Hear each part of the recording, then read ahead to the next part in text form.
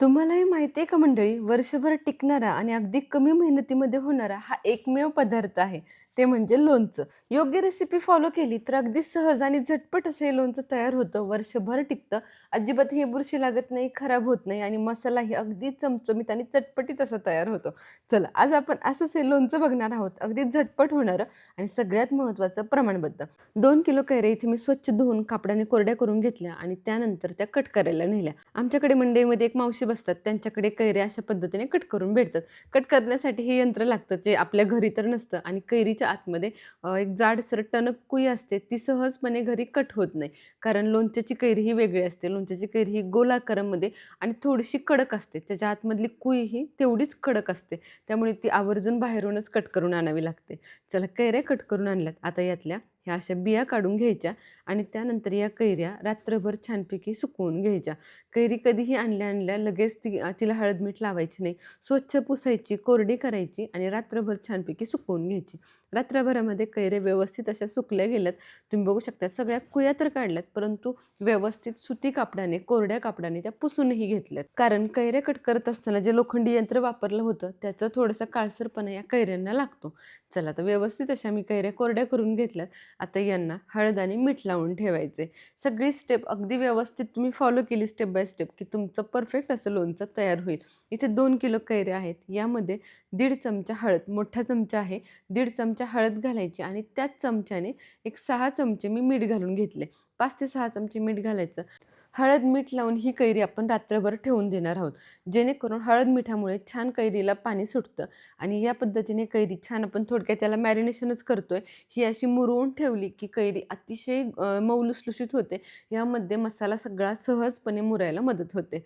हळद मीठ लावल्यानंतर छानपैकी हाताने मिक्स करायचं. इथे मी 6 चमचे मीठ वापरते. बारीक मीठ आहे हे. 2 किलोसाठी एवढं पुरेसं आहे हळद मीठ लावताना. नंतर आपण लोणचं करताना यामध्ये परत मीठ घालणारच आहोत. कैऱ्या मिक्स करत असताना हळद मीठ सगळ्या कैरीला व्यवस्थित लागेल याची काळजी घ्या. त्यामुळे व्यवस्थितपणे हे मिक्स करून घ्या. आणि लोणचं बनवताना दुसरी महत्त्वाची गोष्ट म्हणजे लोणचं बनवताना हात कोरडे ठेवा. जे कोणतं तुम्ही भांडं वापरचाल ते सगळी भांडी स्वच्छ कोरडी वापरा. अजिबातही पाण्याचा हात लागू देऊ नका. थोडं जरी पाणी तुमच्या लोणच्याला, तुमच्या कैरीला लागलं ना, तरी कैरीचं लोणचं तुमचं खराब होणार आहे. त्यामुळे अजिबातही पाणी लागता कामा नये. चला, हळद मीठ लावून मी रात्रभर ठेवलं होतं. हळद मिठाचं छानसं पाणी निघले. तुम्ही बघू शकता हळद मिठाचं किती पाणी निघले हे. हळद मिठामुळे ना कैरी अतिशय मऊ लुसलुशीत होते. अगदी रसाळ अशी कैरी होते. अजिबातही ती कडक होत नाही. त्यामुळे वर्षभर जरी तुमचं हे लोणचं मुरलं ना, तरी ती कैरी तुम्हाला लोणचं खाताना अगदी रसाळ अशी कैरी खायला भेटते. रसाळ अशी ती लोणच्याची फोड राहते. चला, तर हळद मिठातून कैरी काढायची, फोडी काढायच्या आणि ताटामध्ये अशा पद्धतीने पसरवून ठेवायचं. तुम्ही पाणी बघू शकताय, जवळ-जवळ 1 कपभर पाणी यामधून निघालं आहे. आता या फोडी आपण फक्त 15 ते 20 मिनिटं फॅनखाली हडकायला ठेवणार आहोत. फॅनखाली फक्त 15 मिनिटं सुकवून घ्या. जास्त वेळ सुकवल्या तर त्या श्रिंक होतात. त्यामुळे हळद मिठातनं काढल्यानंतर कैऱ्या जास्त वेळ हवेमध्ये ठेवू नका. 15 ते 20 मिनिटं खूप झाले. तोपर्यंत मसाला बनवून घेऊयात. लोणच्याचा मसाला बनवण्यासाठी 3 चमचे मेथीदाणे, 3 ते 4 चमचे बडीशोप आणि एक मीडियम आकाराची वाटी, ती वाटी भरून मी इथे मोहरीची डाळ घेतली आहे. 2 किलो कैऱ्यांसाठी हे प्रमाण अगदी परफेक्ट आहे मसाल्यामध्ये. सगळ्या गोष्टी व्यवस्थित अशा मीडियम आचेवरती भाजून घ्यायच्या. खूप जास्त भाजायच्या नाहीत. जास्त भाजले गेलं तर याची चव कडवट येईल. त्यामुळे अगदी हलक्याशा भाजून घ्यायच्या. 1-2 मिनिटं फक्त या सगळ्या गोष्टी भाजल्या गेल्या, की याला आपण मिक्सरमध्ये अगदी ओबड-धोबड असं बारीक करून घेणार आहोत. फक्त पल्स मोडवरती 2 सेकंद फिरवून घ्यायच्या. हे नाही फिरवलं तरीही चालेल, परंतु फिरवल्यामुळे ना ह्या सगळ्या गोष्टी थोड्याशा क्रश होतात आणि त्याचा छान फ्लेवर आपल्या लोणच्याला भेटतो आणि यामुळे मसालासुद्धा खाताना जे काही लोणच्याचा खार आहे तो अतिशय छान तयार होतो आणि तेवढाच चविष्टही होतो. फक्त मी 1-2 सेकंद याला पल्स मोडवरती फिरवून घेतले. तुम्ही बघू शकता ओबड-धोबड असं आहे. डाळ पूर्ण बारीक होता कामा नये, कारण डाळ अख्खीसुद्धा राहिली पाहिजे. चला, मसाला आपला इथे तयार झाला आहे. आता घेऊयात सगळ्यात महत्त्वाचा लसूण ठेचायला. आवर्जून लोणच्यासाठी जर मिळाला तर गावरान लसूण घ्या. असा गुलाबी आकारामध्ये येतो आणि तो अतिशय चविष्ट असा लागतो लोणच्यामध्ये. साधारण इथे एक अर्धी वाटी लसूण मी छानपैकी ओबड-धोबड असा ठेचून घेतलाय. चला, फोडी आता इथे आपल्या 15 ते 20 मिनिटं छानपैकी ड्राय झाल्यात. यामध्ये हा केलेला सगळा मसाला घालून घ्यायचा आणि त्यानंतर घालायचा विकतचा मसाला. तुम्ही विकतचा कोणताही मसाला तुम्हाला जो अवेलेबल होईल तो घालू शकता. परंतु मी कायम बेडेकर मसाला वापरते. त्याची चव छान येते, त्यामुळे तो घालते. त्याआधी 1 चमचे हिंग आवर्जून घाला. हिंगामुळे सुद्धा चव छान येते. आता हा 1 पॅकेट बेडेकर मसाला मी पूर्णपणे घालून घेतलाय आणि त्याचबरोबर घालायचे चवीप्रमाणे मीठ. मीठ. इथे साधारण चमच्याच्या अंदाजाने घ्याल तर 6 ते 7 चमचे मी मीठ घातले. सुरुवातीला आपण हळद मिठामध्ये सुद्धा मीठ घातलं होतं हळद मीठ लावताना आणि आता मात्र 6 ते 7 चमचे बारीक मीठ घालून घ्यायचं आणि सगळा मसाला छानपैकी या कैरीच्या फोडींना लावून घ्यायचा. हे मिठाचं प्रमाण अगदी परफेक्ट असं ठरतं तुमच्या 2 किलोच्या कैरीसाठी. या प्रमाणामध्ये जर तुम्ही मीठ घातलं तर मीठ कमी होत नाही आणि जास्तही होत नाही. अगदी प्रमाणबद्ध असं होतं.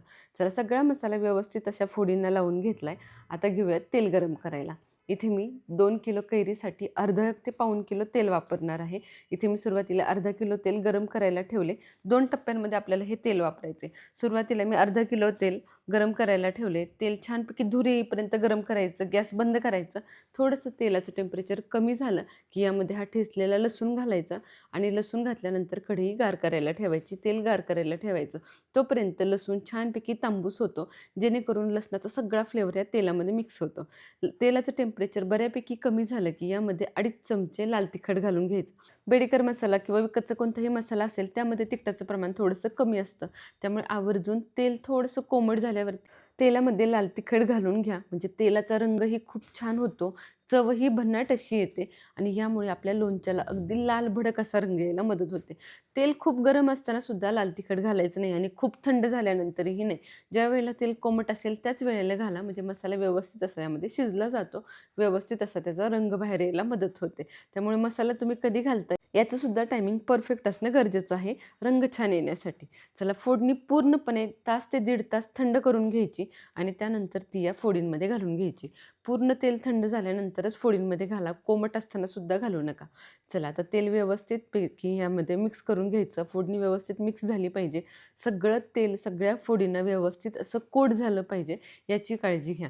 तुम्ही बघू शकताय बघूनच तोंडाला पाणी सुटेल एवढा चमचमीत असा हा मसाला आणि हे लोणचं तयार झाले.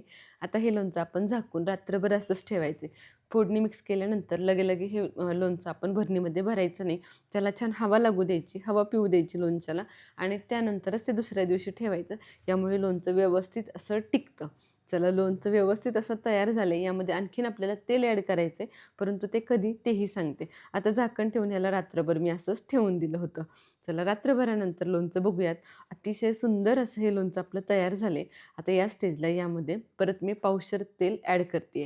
म्हणजे साधारण इथे मी 3 पावशेर तेल वापरलं आहे. सुरुवातीला अर्धा किलो आणि नंतर आता पावशेर.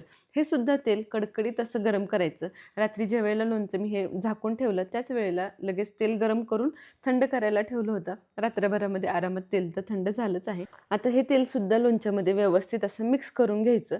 आता हे लोणचं आपलं भरणीमध्ये भरण्यासाठी रेडी आहे. आता हे लोणचं तुम्ही एखाद्या काचेच्या भरणीमध्ये किंवा चिनीमातीच्या भरणीमध्ये ठेवा. लोणचं तुम्ही दुसऱ्या कोणत्याच भांड्यामध्ये साठवू नका.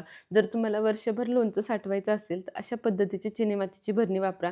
वर्षभर लोणचं आरामात असं राहतं. माझं गेल्या वर्षीचं लोणचंसुद्धा याचमध्ये होतं. 8 दिवसापूर्वी यातलं लोणचं मी पूर्ण काढून घेतलं आणि स्वच्छ कोरडी करून मी ही भरणी उन्हाला ठेवली होती. जेणेकरून या वर्षीचं लोणचं मला यामध्ये भरता येईल. कोणतीही गोष्ट अशा पद्धतीने जर तुम्ही वापरली तर यामध्ये अजिबात हे लोणचं खराब होत नाही. आता वर्षानुवर्षे आपण ह्या भरण्या अशाच वापरत असतो.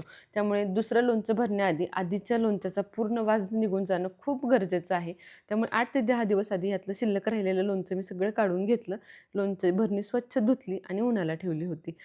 तुम्ही जर काचेचं भरणी वापरणार असाल तरी काचेची भरणी स्वच्छ पुसून कोरडी करून घ्या. 1 दिवस तिला ऊन द्या आणि त्यानंतर त्यामध्ये लोणचं भरा. अशा पद्धतीने लोणचं जर तुम्ही साठवलं तर लोणचं अजिबातही खराब होत नाही. चला सगळं लोणचं मी भरणीमध्ये व्यवस्थित असं भरून घेतले. आता लोणचं भरणीमध्ये ठेवल्यानंतर 8 दिवस तिला रोज हात द्यायचा. म्हणजे तेल तुमचा व्यवस्थित वरती येतं. वरचं लोणचं खाली आणि खालचं लोणचं वरती होतं. कधीही भरणी एकदा पॅक केली की तशीच ठेवू नका. लोणचं व्यवस्थित मुरणार नाही. त्यामुळे 8-10 दिवस तरी किमान रोज लोणच्याला हात द्या. अशा पद्धतीने जर तुम्ही हे लोणचं केलं ना तर परफेक्ट असं तुमचं हे 2 किलोच्या प्रमाणामध्ये कैरीचं लोणचं तयार होईल आणि अजिबातही ते खराब होणार नाही. मसाला बिघडणार नाही. चविष्ट तर इतकं होतं की बाहेरच्या सुद्धा लोणच्याला तुम्ही मागे सालाल. एवढं चविष्ट लोणचं तुमचं घरच्या घरी तयार होतं. बरं हेच लोणचं तुम्ही माठामध्येही ठेवू शकता याच पद्धतीने. फक्त वरून सुती कापडाने घट्ट बांधायचं आणि त्यानंतर त्यावरती काहीतरी झाकण ठेवायचं. चला कशी वाटली लोणच्याची रेसिपी मला कमेंट सेक्शनमध्ये नक्की सांगा. रेसिपी आवडली तर लगेच लाईक करा. धन्यवाद.